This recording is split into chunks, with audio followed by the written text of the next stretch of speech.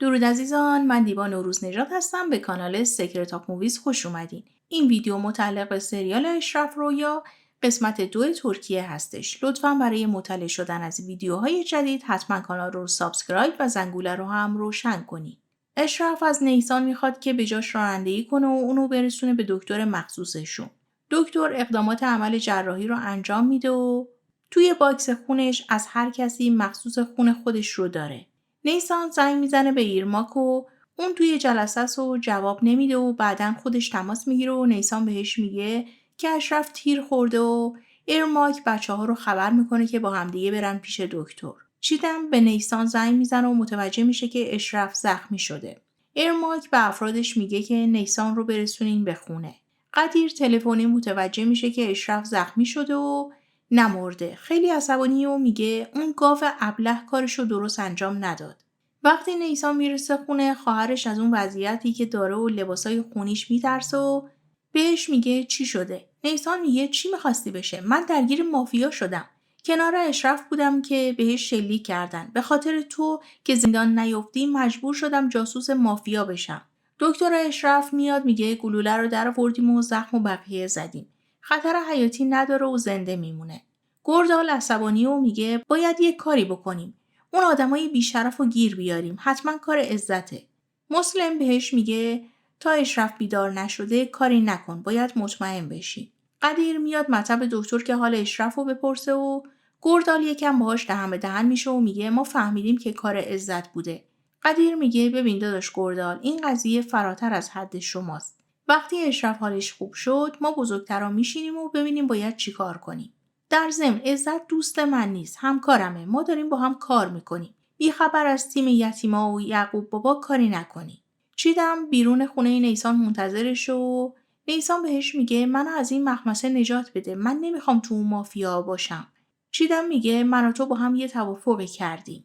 عزت محفل جشن گرفته و قدیر میاد میگه همه رو بیرون کن. بعدم بهش میگه اشرف نمرده. تو فکر میکنی که پیگیرت نمیشه و پیدات نمیکنه؟ اشرف به هوش اومده و از تیمش میپرسه دختری که پیشم بود چی شد. اونا هم میگن فرستادیمش رفت خونه. گردال میگه اشرف ببین کسایی که با تو این کارو کردن رو پیدا میکنم.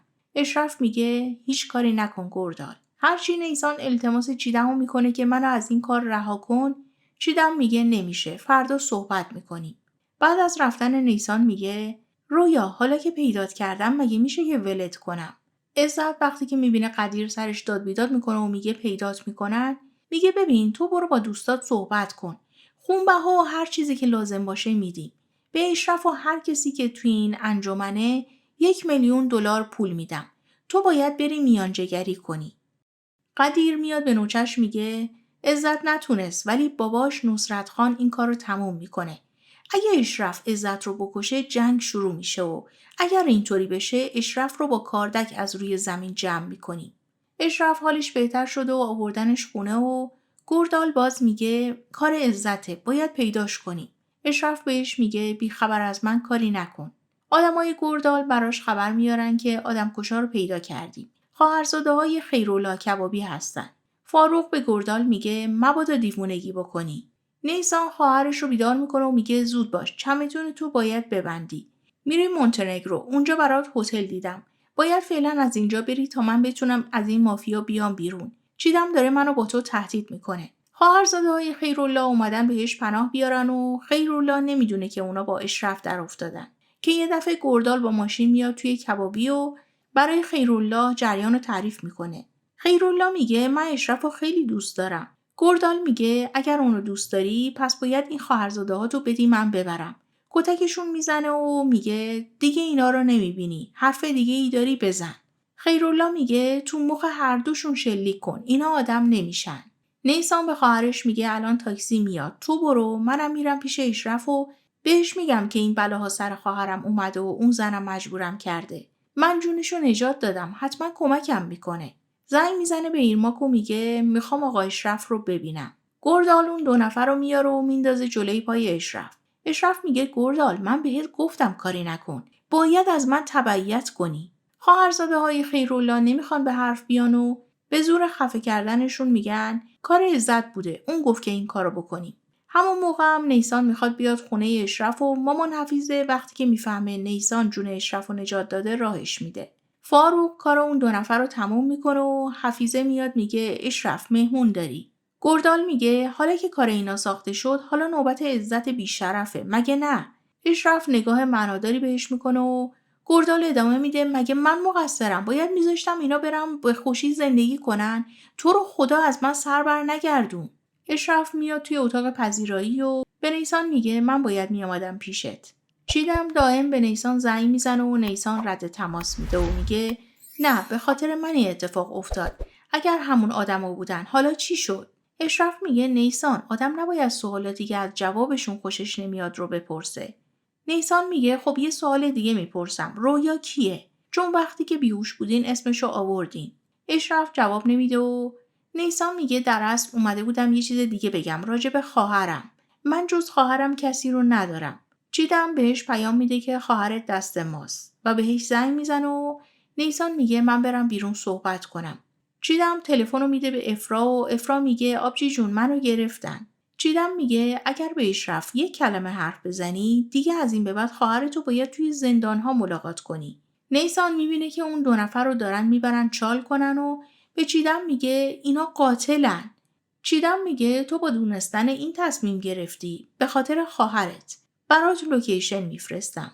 نیسان میاد از اشرف خداحافظی کنه و بهش میگه خواهرم مریض و فوری باید برم. اشرف میگه اگر چیزی نیاز داشتی بهمون زنگ بزن. نیسان میره به لوکیشنی که چیدم داده بوده و چیدم میکشدش کنار و بهش میگه به من کلک میخوای بزنی؟ هم تو هم خواهرتو پشیمون میکنم. عصر میام پیشت نقشه مسیرمون رو مشخص میکنیم. افرا رو تحویل نیسان میدن و بعد از رفتنشون دستیار چیدم میگه جریان جواهر دوست پسر افرا شعبه جنایی پرونده رو گرفته دارن تحقیق میکنن. تو دردسر نیفتیم جناب کمیسر. من فهمیدم که صرفاً برای گیر انداختن اشرف این دختره رو فرستادیم بینشون. من دارم همه چیزو میبینم. چیدم میکشدش کنار رو میگه تو داری چی میبینی مرتی که؟ اینطوری هست که هست. یک کلمه حرف نمیزنی وگرنه میکشمت. مامان حفیظه سوپ درست کرده و اشرف میخواد بره پیش بابا یعقوب و به خاطر اینکه دل مامان حفیظه نشکنه یه قاشق از سوپش میخوره. چیدم دستیارش رو صدا میکنه تو دفترش که از دلش در بیاره و بهش میگه اون دختر برام خیلی مهمه. اون رویاست. دستیارش میگه اگر اینطوری بود که اشرف میشناختش. چیدم میگه نه به خاطر اینکه سالها قبل خالش رو درآورده نمیتونه بشناستش. از این به بعد دیگه خیلی بهمون خوش میگذره. وقتی که اشرف بفهمه که نیسان همون رویاست و داره برای ما جاسوسی میکنه نمیدونم توی سر خودش شلیک میکنه یا رویا. جلسه خونه یعقوب بابا تشکیل میشه سر بهایی که عزت میخواد بده. یعقوب بابا میگه من خودمو کنار میکشم که ببینم شماها چه تصمیمی میگیرین. جمیل میگه این کار تاوان داره. ما خونفروش نیستیم. مجازاتش میکنیم حتی اگر جنگ بالا بگیره. منم این پول رو نمیخوام. سنگور مخالف جنگ هستش. صادق هم میگه منم مخالفم. قدیر میگه من با عزت همکاری میکنم ولی هر چیزی که داداش اشرف بگه همون کارو میکنیم. بابا یعقوب میگه اشرف تو هر تصمیمی بگیری ما هم ازت تبعیت میکنیم. اشرف میگه به نظر من کشش ندیم. ول کنیم قضیه رو ولی پولشون رو هم نمیخوایم. رئیس پلیس چیدم رو صدا کرده که ببینه از جریان چیزی گیر آورده یا نه. اینا چه مشکلی با عزت دارن و کی به اشرف تیر زده. چیدم زیاد اطلاعات خاصی نمیده و سردار میگه اشرف رو صدا کنیم بیاد اینجا باهاش آشنا بشیم. چیدم میاد خونه نیسان و بی توجه به این که نیسان بهش گفته کفشتو درار با کفش وارد میشه و میگه باید برام اطلاعات جمع کنی. اشرف یه قمارخونه داره از اونجا شروع کن. نیسان میگه من فقط دارم اونجا آواز میخونم. من اینقدر بهشون نزدیک نیستم که این کارو انجام بدم. بعدم به سوالای چیدم راجع به اون شب جواب میده و میگه اینقدر که خوب این آدمو میشناسین برام عجیبه. رویا کیه میشناسینش؟ چیدم میگه نمیشناسم و همون موقع از پشت پنجره اشرف رو میبینه و میگه اشرف داره میاد. نیسان چیدم رو توی اتاق افرا قایم میکنه و اشرف میاد به نیسان یه کادو میده و میگه این شال گردن رو برات گرفتم به خاطر اینکه شال گردنت خونی شد. نیسان با استرس اشرف رو دعوت میکنه و میگه لطفاً کفشتون رو در بیاری. اشرف میاد داخل و میشینه و میگه وقتی که اومدی یه چیزی میخواستی بهم بگی. نیسان میگه میخواستم بپرسم که میتونین بهم کمک مالی بکنین. بعد که وضعیت رو دیدم منصرف شدم. اشرف میگه باشه، هر چیزی که نیاز داشته باشی حل میکنیم و از نیسان آب میخواد که آنتیبیوتیکش رو بخوره. بعدش هم خونه رو بررسی میکنه و میگه اینجا به نظر خوب میاد. همون موقع صاحب خونه نیسان میاد در میزنه و میگه نیومدم برای اجاره و اینا سر کله بزنم. من اینجا رو فروختم به یه پیمانکار. اون میخواد کل محل رو خراب کنه. حالا دیگه خودت میدونی. نیسان میاد داخل و میگه زندگی ما هم دیگه اینطوریه آقا اشرف. اشرف میگه آقا نه. اشرف خالی منو صدا کن. با اجازت من برم. نگران پولم نباش. حل میکنی. نیسان جلوی درب اتاق افران نگاه میکنه و مضطربه. اشرف حال خواهرش رو میپرسه و نیسان هم میگه هر از گاهی بهش حمله عصبی دست میده ولی خوبه. لطفاً برای حمایت از کانال ویدیو رو لایک کنین و برای دوستانتون هم بفرستین. چیدم به خاطر ارتباطی که بین اشرف و نیسان هست اشک توی چشماش پر میشه و خودش رو جمع و جور میکنه و میاد بیرون و میگه به نظرم این مرد ازت خوشش اومده. این به کارمون میاد. نیسان میگه اینطوری نگو، این مرد اونطوری که به نظر میاد نیست، روانیه. چیدم میگه باید اشرف رو عاشق خودت بکنی. اشرف موقعی که سوار ماشین میشه یه زن رو تو خیابون میبینه که خال داره و به راننده میگه نگهدار. بعدم متوجه میشه که این رویا نیست. قدیر میاد دیدن عزت و بهش میگه انجمن ما پیشنهادت رو قبول کردن. تو فعلا یه مدت آفتابی نشو. عزت میگه خب حالا که اینطوره پس من برای عیادت اشرف میرم. قدیر میگه نه بابا، اصلا میخوای توی هتلش مستقر شو. عزت میگه آهان این خیلی ایده خوبیه.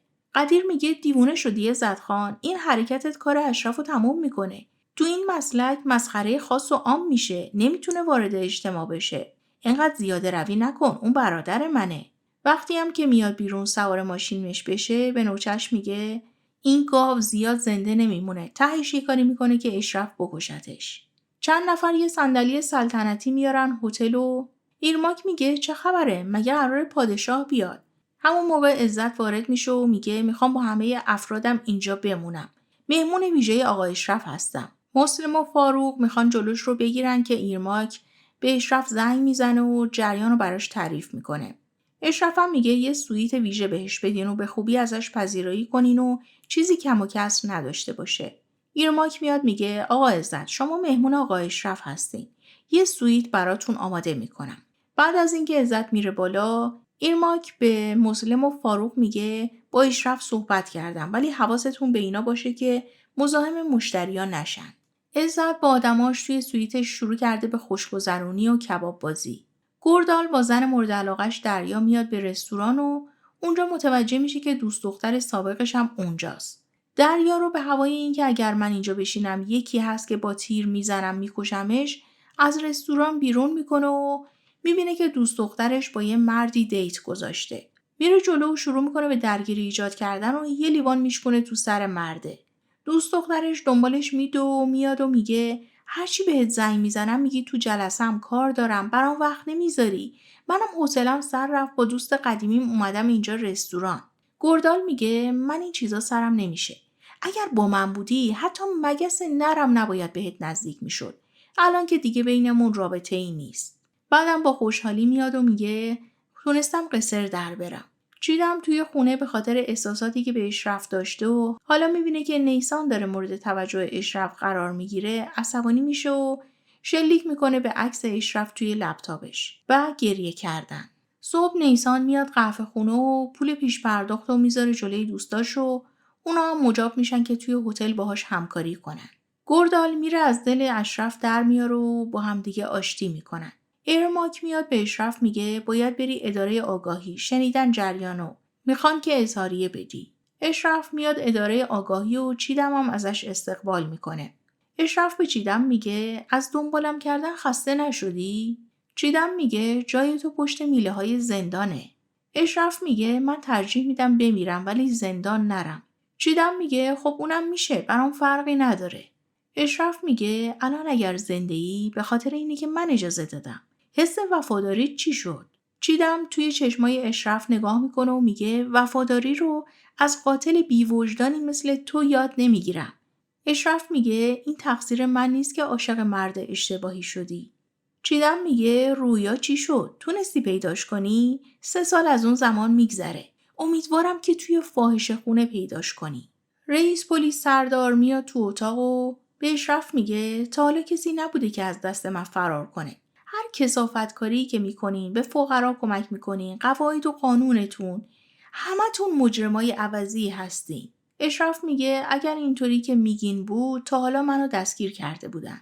سردار میگه تا حالا اینطوری بوده ولی از این به بعد فرق میکنه. میدونیم که با عزت درگیر شدی و تیر خوردی و کار اون بوده. اشرف میگه بین من و آقا عزت هیچ مشکلی نیست. این مسئله خیلی وقته که حل شده. سردار میگه به هر حال اگر از بینی این یارو خون بیاد، زنبور نیشش بزنه یا حتی خودکشی بکنه، از چشم تو میبینم. هر قدمی که برمیداری حواستو جمع کن. کوچکترین اشتباهی بکنی پشت سرت هستم. فعلا خواستم آشنا بشیم. اشرف میگه منم خوشحال شدم. اشاره به عکس دختر سردار میکنه و ادامه میده که ولی عصبانیتتون رو کنترل کنین. مراقب باشین که بعدش آدم زنش رو کتک میزنه، مسبب طلاق میشه و بچه‌هاش آواره میشن. سردار میگه تو اینا رو از کجا میدونی؟ مرتی که پاشو برو بیرون. اشرف میگه من رو درسم خوب کار میکنم. رئیس سردار، زندان هم نمیرم. یه سری ارزش‌های اخلاقی دارم.